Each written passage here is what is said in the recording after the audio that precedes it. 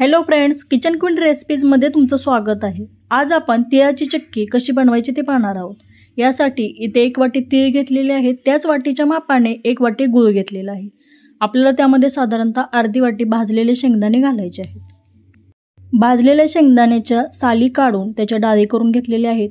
गॅसवरती कढई गरम करण्यासाठी ठेवलेली आहे, त्यामध्ये आपल्याला मंद गॅसवरती तीळ भाजून घ्यायचे आहेत। कढई तापल्यापासून 1 ते 1.5 मिनिटात तीळ छान असे भाजले जातात आणि तीळ भाजून घेताना नेहमी मंद गॅसवरतीच भाजून घ्यायचे आहेत। तीळ छान असे खरपूस भाजून झालेले आहेत, एका प्लेटमध्ये काढून घेऊया। तीळ एका प्लेटमध्ये काढून घेतलेले आहेत। आपल्याला चक्कीसाठी लागणारा पाक बनवायचा आहे। त्यासाठी साधारणतः 2 चमचे तूप मी घेतलेले आहे। तिळाच्या चक्कीसाठी लागणारा पाक बनवत असताना इथे पाणी अजिबात घालायचं नाही। 1 ते 2 चमचे तूप पुरेसा आहे। गूळ आपल्याला कढईमध्ये छान असा परतून घ्यायचा आहे। गूळ जसजसा गरम होईल तसा तो वितळला जाईल, याचा आता आपल्याला पाक बनवायचा आहे।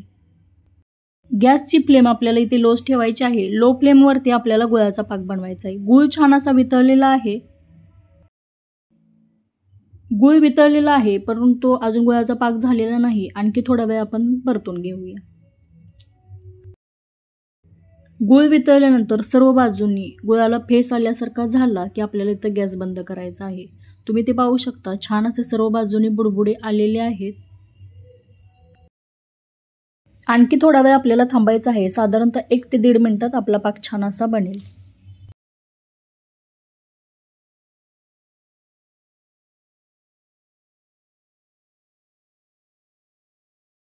तुम्ही ते पाहू शकता, छान असा फेस आलेला आहे। या ठिकाणी आपल्याला गॅस बंद करायचा आहे। गॅस बंद केल्यानंतर आपण त्यामध्ये शेंगदाण्याच्या ज्या डाळी करून घेतलेल्या आहेत त्या थोड्याशा मिक्स करून घेऊया। मंद आचेवरती भाजून घेतलेले तीळ आहेत त्यामध्ये मिक्स करून घेऊया। सर्व एकत्रित छान असं मिक्स करून घ्यायचं आहे। ज्या भांड्यावरती तुम्ही चक्की पसरवणार आहात त्या भांड्याला अगोदर तूप किंवा तेल लावून घ्यायचं आहे। मी थोडंसं तूप लावून एका ताटाला साईडला ठेवलेलं आहे। सर्व छान असं मिक्स करून झाल्यानंतर एका प्लेटवरती ते मिश्रण काढून घ्यायचं आहे।